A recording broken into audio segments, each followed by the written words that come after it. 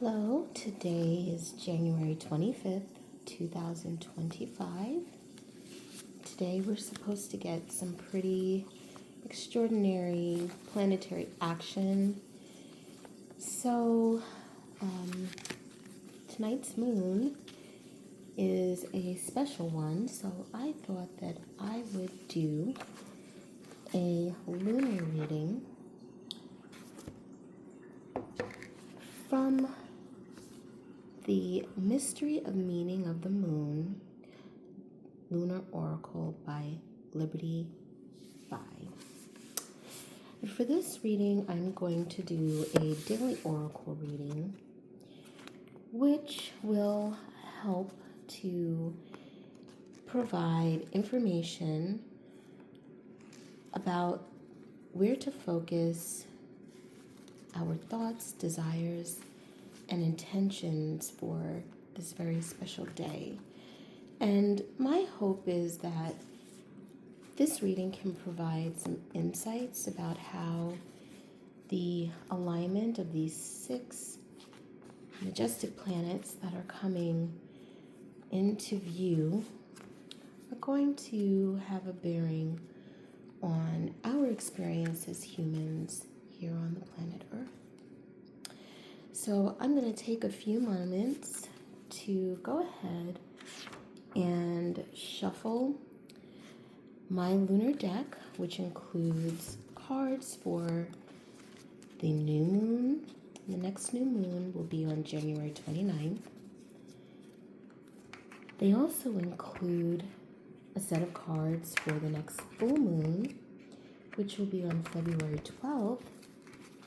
And then they have some wild cards, which are for use in conjunction with either the new moon or full moon cards to understand energies and intentions that we can be setting to take advantage of and leverage the power of the new moon, full moon, or the moon when it's in its waxing and waning phases. So I'm going to go ahead and pick one card, which will represent the daily oracle reading for January 25th. And then I look forward to doing a more in-depth reading for the upcoming new moon on January 29th to help us prepare and think about the intentions that we want to set for this new moon in Aquarius.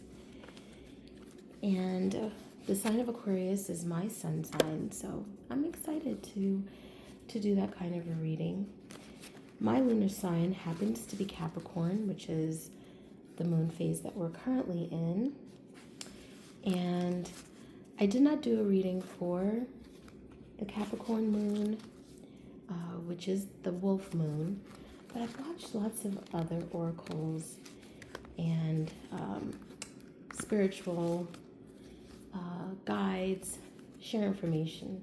So maybe I'll revisit as we close out the month to share some insights that are more reflective on how this moon cycle in Capricorn went, which comes to close on January 29th.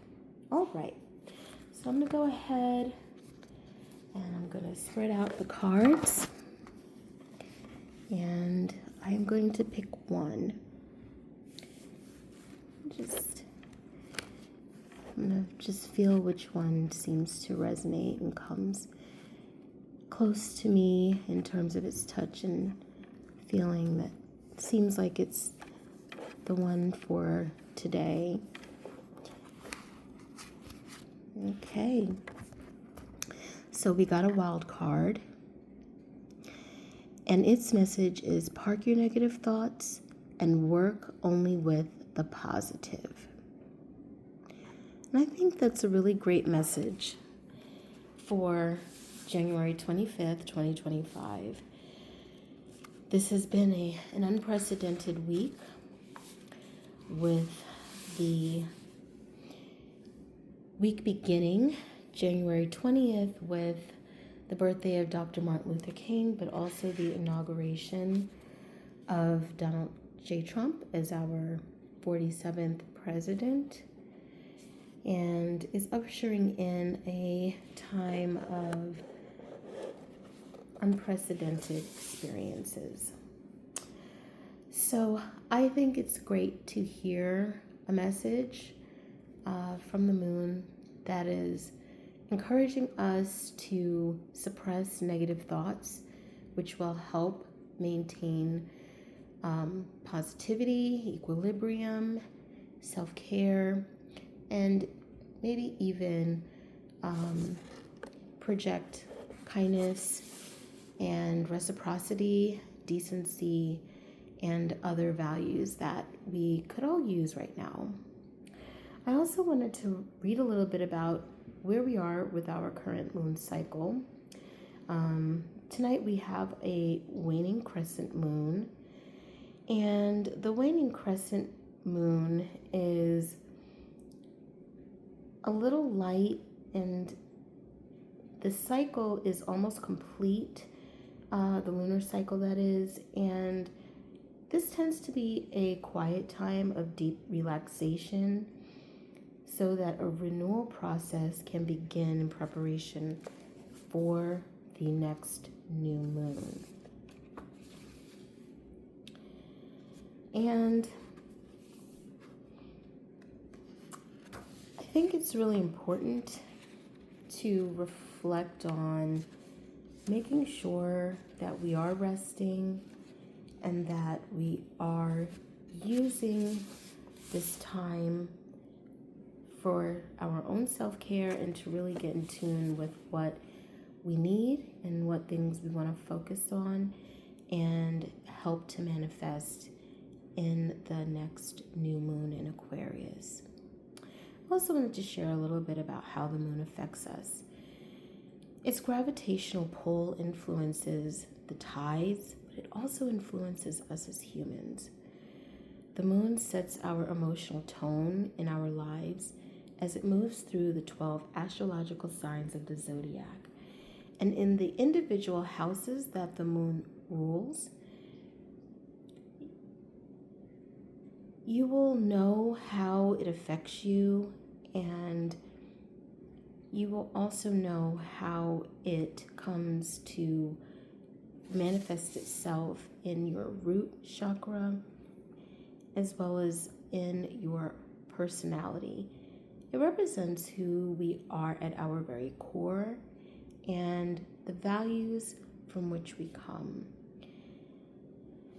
So becoming more familiar with our moon sign and its nuances helps us to understand how we can be affected by the moon's position and where it falls in our natal charts, especially a full moon. We've been talking about the new moon, but the full moon is also pretty important. And the full moon in an opposite sign to the one that you have for your own natal chart can influence your dealings with the wider world. It can also be a source of empowerment. And, of course, the wisdom of the moon and how it connects to our understanding of ourselves as humans is a very ancient science and wisdom, and something that humans have been observing for millennia. And so there's every reason to take into account our own paths and how the moon influences them. So I wanted to just share, if you're a person who is into lunar readings, a couple things that you can do to help leverage your intentional work with the moon to achieve your own goals. First is keeping a journal that relates to the moon, and this will help you connect with your inner life, your feelings, your thoughts, moods, aspirations, and achievements.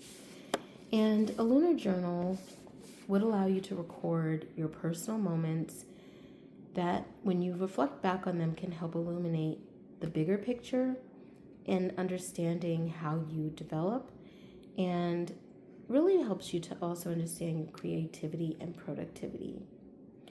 Often life is better understood in retrospect, which is why keeping a journal and reflecting can be really helpful for seeing patterns clearly and understanding what patterns emerge over time and how they change.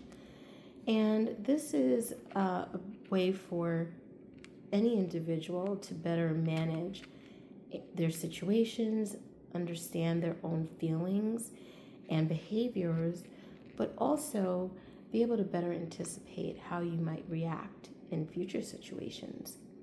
A lunar journal can also play into your innate sensitivities by helping you gain perspective on those that are of service to you and those that can usefully discard, and removing things that are not useful in your life, releasing them with love can be a very liberating practice, very freeing. It's also useful to note in your moon journal the intentions that you have at the time of the new moon and when the full moon is reflected. You should record your intentions and the things that provide you with an overview of possibilities conceived and realized during these times. By being able to go back and reflect on them through your lunar journal, it will provide both structure and a record of your innermost thoughts, desires, and how you can use them throughout the lunar phases to create a linkage between your outside self and your most inner self. Whenever you carry out an activity in alignment with your intention setting around the moon's lunar cycle, keeping a note of the date and time can also be really helpful for understanding patterns around the intentions and reflections that you set as well as manifest. And as we did today, trying to make a daily practice of a lunar reading can be really beneficial in helping you to deepen your connection with the moon's wisdom and to be more familiar and comfortable with lunar cards. You can use any kinds of cards as well. I happen to have a lunar deck, and so I personally like this deck and use it in conjunction with the moon because it specifically is speaking to the cycles, but I do think that you can use any deck along the lunar cycle to gain these insights that can help you set intentions and reflect on what you want to manifest in your own life. Lastly, keeping a journal is recommended because it can help avoid some incessant ruminating or repetitive behaviors.